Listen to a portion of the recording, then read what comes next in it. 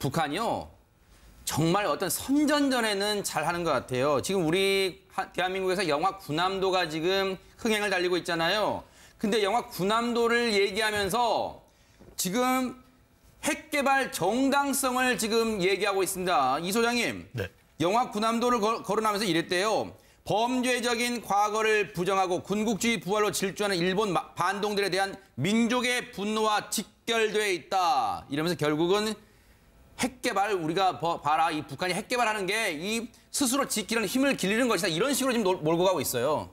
뭐 이런 어조는 원래부터 계속 있었습니다. 원래부터? 네. 단지 최근에 그 북일 간의 그 2013년, 14년 간의 어떤 사실 납치자라고 우리가 통용되고 있는 네. 그 사람들의 문제라서 그러니까 북한과 일본 간에 마주 앉아서 조금 협상하다가 지금 안 됐잖아요. 네. 그 이후부터 그런 말이 안 나오다가 최근에 이제 군함도로 인해 가지고 우리 북핵 이슈가 지금 국제적으로 확산되니까 네. 이 사이에 특히 우리 한일 간의 그 정보교류 협정과이나 여러 네. 가지 이 협력이 많이 강화되고 있고 네. 특히 이번에 트럼프 대통령 이제 그 G20 그다음에 또 한일 그러니까 한국과 미국 간의 이제 정상회담에서 네. 우리 그러니까 한국과 일본 미국과 어떤 협상에 대해서 조금 나왔잖아요. 네. 아마 이 사이에 아마 세기를 치자는 어떠한 목적이 아니겠나. 이런 거에 대해서 아마 우리가 조금 더 네.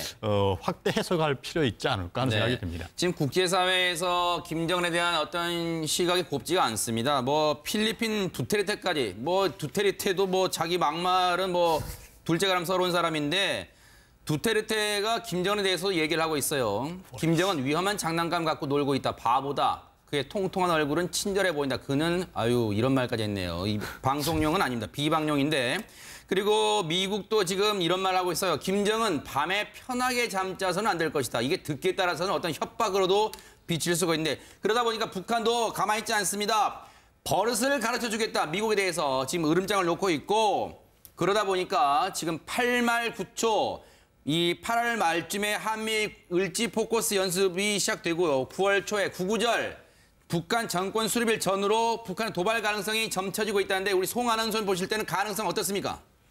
네, 뭐 하루 강아지 법무선 줄 모른다 이렇게 그냥 짧게 말씀드리고 싶은데요. 네.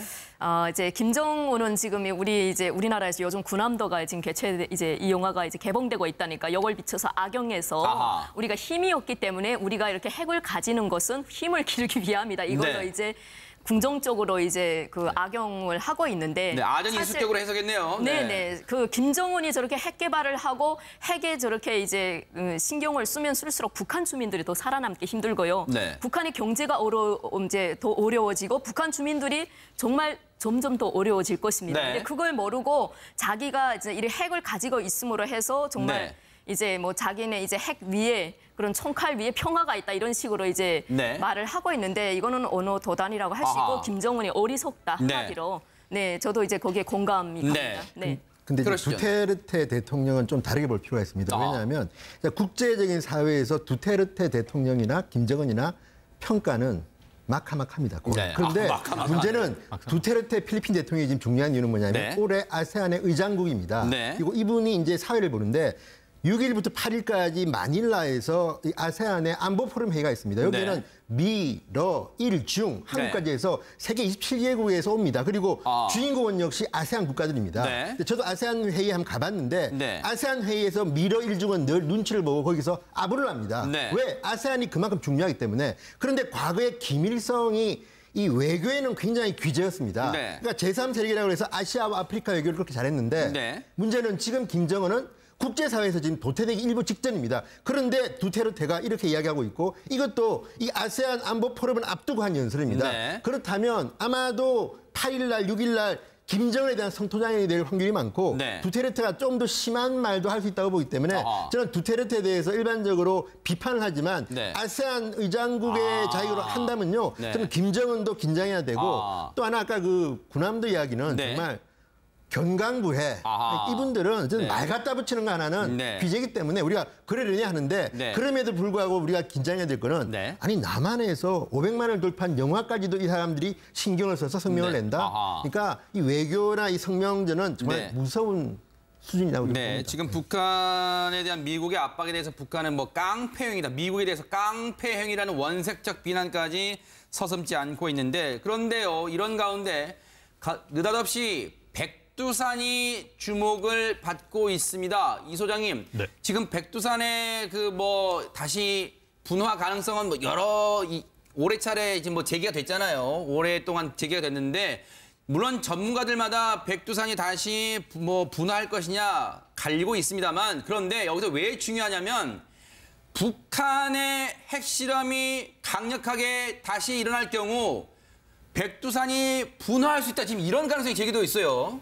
그거에 대해서는 이미 오래전부터 네. 북한 내부에서도 이미 한 10년, 15년 전부터도 그런 말이 있었고요. 그럼 위험성 제기됐나요? 네, 네. 그런 측면에 대해서 이미 김성정업대학 지질학부 교수님이 넘성까지 한번 봤던 적이 네. 있을 때부터 현실적으로 최근에는 중국에서도 흑룡강석에 이제 한 지질학 연구소가 네. 북한의 이제 그 핵 실험할 때마다 네. 그 지진파나 이런 것들을 연구해가지고 내는 논문들 중에 네. 백두산의 그 화산설이 결국은 지난 시기에 발해에 네. 멸망가 이끌어졌다는 논문까지도 있을 나올 정도로 내부에서도 많이 논의가 되고 있는데 네. 문제는 북한이 앞으로 이제 핵실험을 네. 그럴 수준에서 할 수도 있다는 사실은 언론의 방송에는 몇 가지 나왔던 적 있잖아요. 네. 작년에.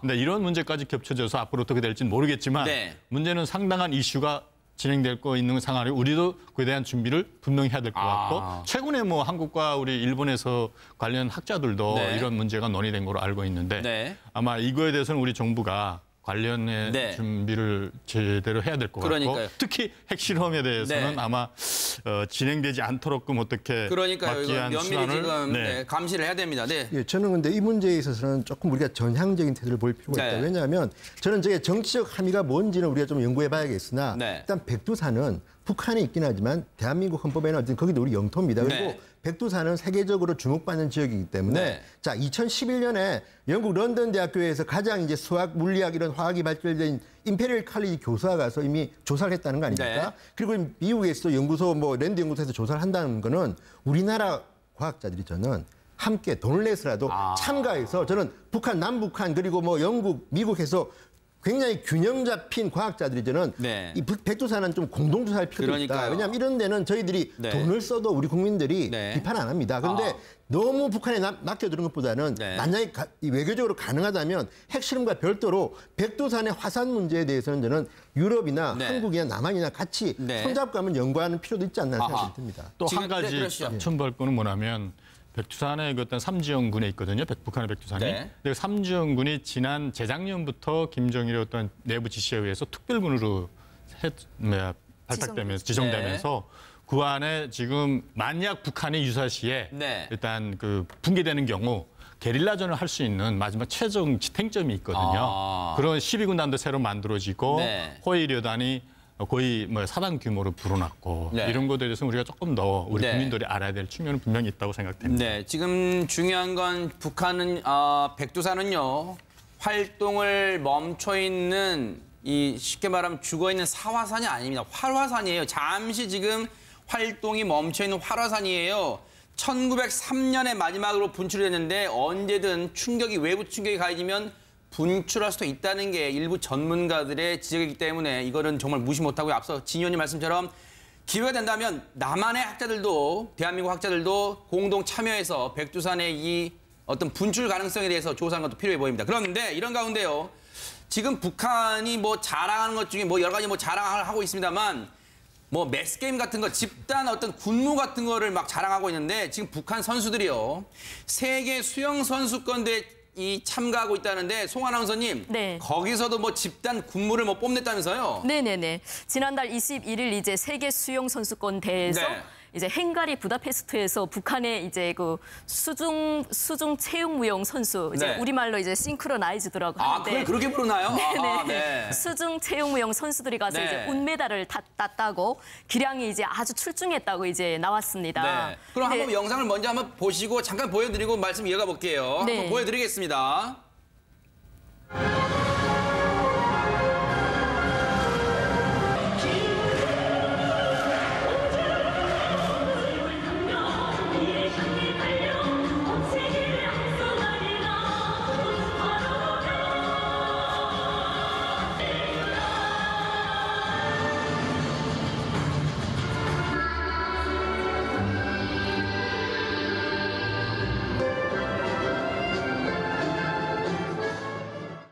저때가 광명설 축하 2월에 있었던 때인데 뭐 많은 사람이 하긴 합니다만 그렇게 뭐 수준 높다라는 생각 혹시 드십니까 혹시? 어떻습니까? 아유, 집체적으로 나와서 하나같이 움직이는데 네. 멋있는 건 멋있다고, 예, 잘하는 건 잘한다고 말을 해야죠. 죄송합니다. 네, 네. 잘하긴 잘합니다. 근데 네. 북한이 저런 걸 장려하고 자랑하는 이유가 있습니다. 뭘까요? 저게 이제 선전전인 거죠. 아하. 세계가 이제 북한을 향해 지탄하고 있고 네. 우리가 이제 북한의 핵도 만들고 그러니까 이제 북한은 김정은은 저런 걸 이용해서 매수 게임이라든지 저런 수중 채용 무용 이런 네. 집단주의를 이용해 가지고 네. 봐라 우리는 이렇게 네 명령이 하나같이 움직인다 이런 걸 강조하는 거죠. 아하. 그러니까 자기가 두려움을 저런 걸로 이제 선전전으로 이제 네. 펴는 겁니다. 뭐 북한이 저런 집단 체조에서 스포츠에서도 집단 군무 같은 걸 보여주는가 하면 뭐 이 3D 축구 게임도 내놓기로 뭐 할 것 같답니다. 그리고 뭐 여러 가지 이 과학에 발전된 것도 막 자랑하려고 하는 것 같은데 요거 하나만 마지막 짚어볼게요. 이 소장님께. 네. 김일성 북한에도 그 로열 패밀리라는 게 있다는 것은 이미 이한영 씨의 자서전 등을 통해서 나왔잖아요. 그런데 북한에서 김일성 직계 가족이 되면 정말 상상도 못하는 엄청난 호화를 누리고 산다면서요?